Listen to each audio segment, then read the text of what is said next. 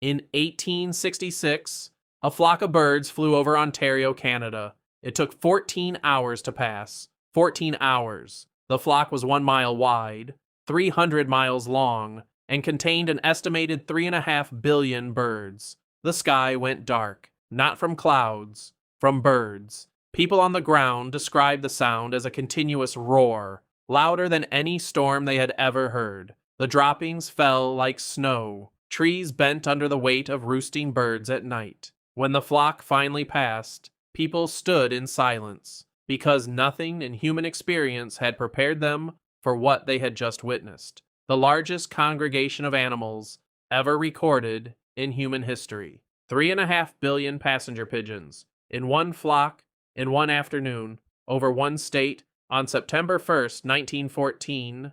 48 years later, a 29-year-old female passenger pigeon named Martha died alone in her cage at the Cincinnati Zoo. She was the last one, the very last passenger pigeon on Earth, a species of 3.5 billion reduced to zero in less than 50 years. No other animal in recorded history has fallen so far, so fast, from such extraordinary abundance to complete extinction. And the question that has haunted scientists, historians, and ordinary people ever since is not simply how it happened. It is how we let it happen while watching. Today we are going inside one of the most disturbing stories in the natural world. The rise, the fall, the warning nobody heard in time, and the question that the passenger pigeon's extinction forces every single one of us to answer. By the end of this video, you will understand something about loss that cannot be unlearned.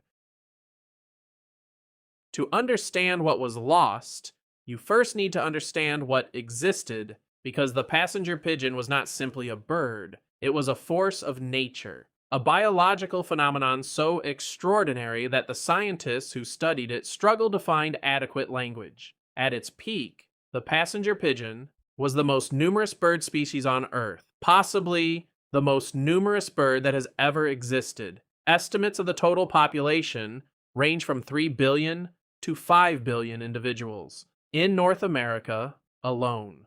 That is more birds than currently exist across all species in North America combined. Today, one species, more than everything alive today. The flocks were beyond description. The ornithologist John James Audubon described riding along a road in Kentucky in 1813 when a flock began to pass overhead. He wrote that the light of the noonday sun was obscured as by an eclipse. The dung fell in spots not unlike melting flakes of snow, and the continued buzz of wings had a tendency to lull my senses to repose. He counted the birds passing a fixed point for 21 minutes.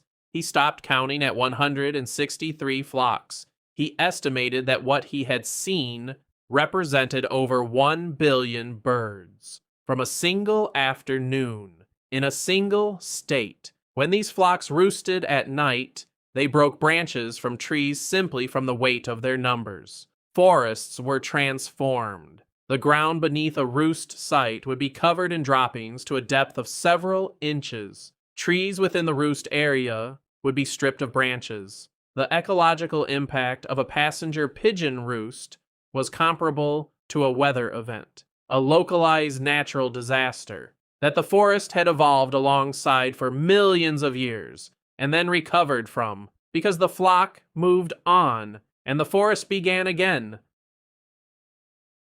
But the passenger pigeon was not simply a spectacle, it was an architect, an ecological engineer operating at a scale that shaped the entire eastern forest of North America. When billions of passenger pigeons moved through a forest, they consumed seeds in quantities that no other species could match. Acorns, beechnuts, chestnuts, the mast crop of eastern North American forests. They consumed it in volumes that cleared the forest floor, which sounds like destruction, but was not, because the cleared forest floor created the conditions that allowed new growth. Light reached the ground. Seeds that had been suppressed under deep mast cover suddenly had space, and the forests regenerated in a pattern that had been running for millions of years. The pigeons were not disrupting the forest. They were part of the forest's natural cycle, a moving reset, a billion-bird reset that traveled across the eastern continent, consuming, disturbing, and in doing so, allowing renewal. Scientists studying the forest ecology of the pre-settlement eastern United States have concluded something remarkable. The passenger pigeon was not a passenger in the ecosystem, it was a driver. The structure of the forest itself, the distribution of tree species, the pattern of growth and renewal across millions of acres was shaped in part by the passenger pigeon, a species that has been gone for over a century, and whose absence, according to some researchers, we are still feeling in the forest today. Now here is the part of the story that most people find hardest to believe.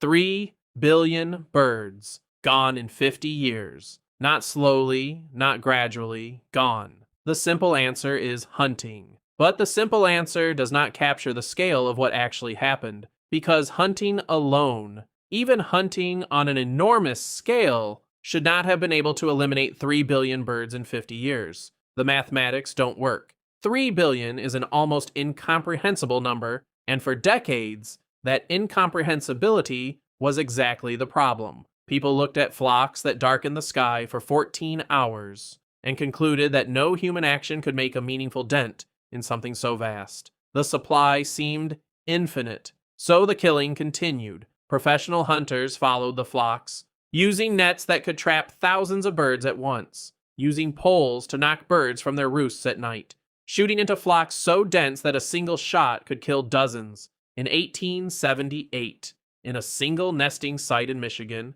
professional hunters killed approximately 50,000 birds per day for nearly 5 months and sent them to markets in New York and Chicago, where passenger pigeon was sold as cheap food for the poor, a delicacy for the wealthy, a commodity, not a living creature, a commodity being extracted from what everyone assumed was an inexhaustible supply.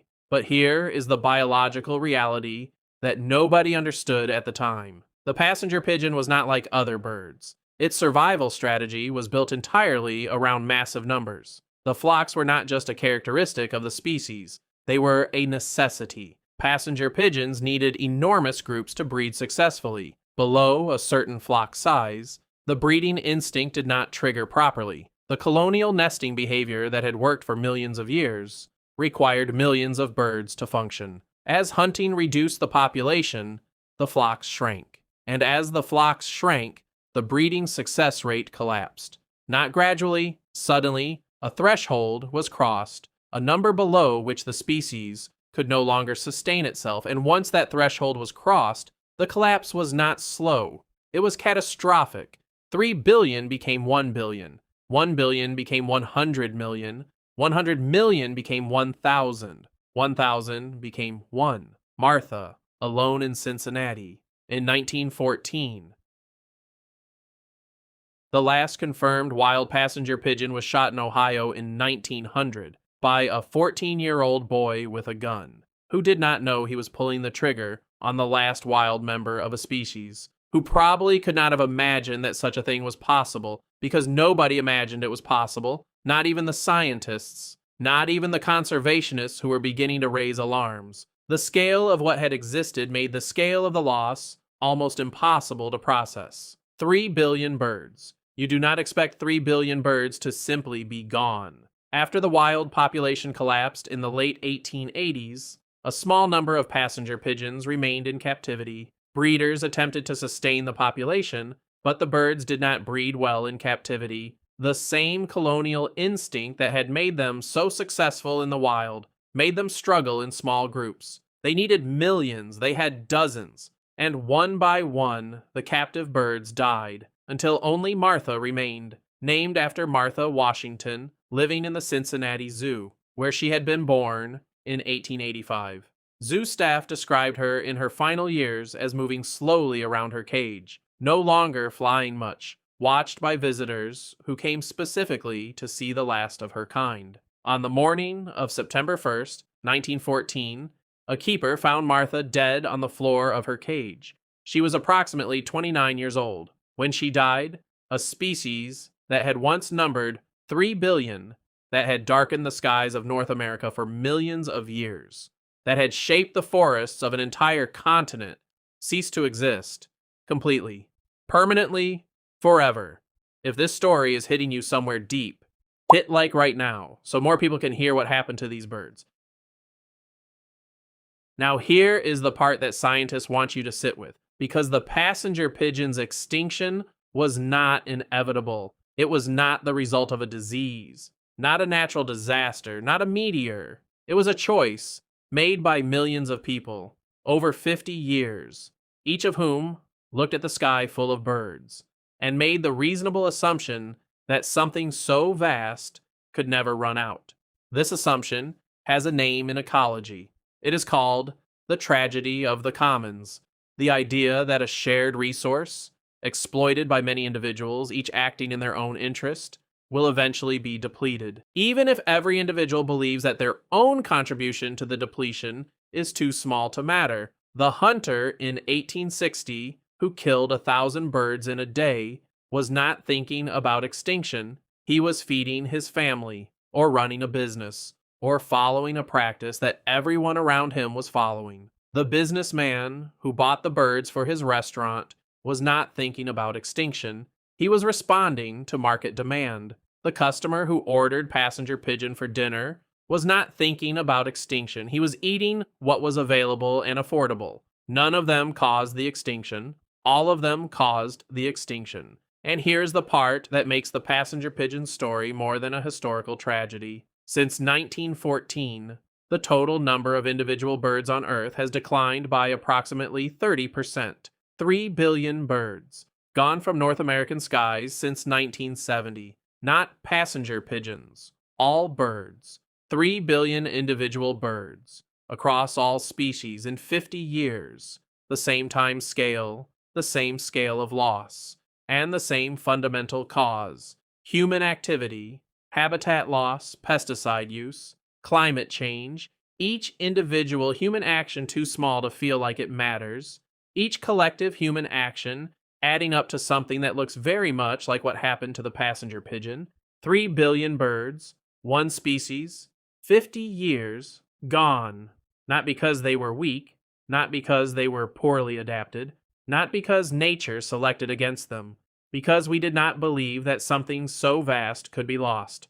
Martha died in 1914. Her body was frozen in a block of ice and sent to the Smithsonian Institution in Washington, D.C., where she still is today, preserved, the last of 3 billion. Scientists have studied her, photographed her, analyzed her DNA. Some researchers have even proposed using that DNA to bring the passenger pigeon back, to de-extinct a species that we extinguished. Whether that is possible, whether it is wise, whether a revived passenger pigeon would be the same species or something new, are questions that remain open. What is not open is what her existence means. Martha is not just a preserved specimen, she is a record, a permanent record of what is possible, of how fast abundance can become absence, of how quickly something that seems infinite can become nothing at all. The sky over North America was once dark with their wings. It is not dark anymore, and the silence where that sound used to be is the loudest thing in the forest. If this story moved you, subscribe to Birdhearts so you never miss another incredible bird story that will change the way you see the world. And tell me in the comments, did you know about the passenger pigeon? Or did this completely change everything you understood about extinction? I'll see you in the next one.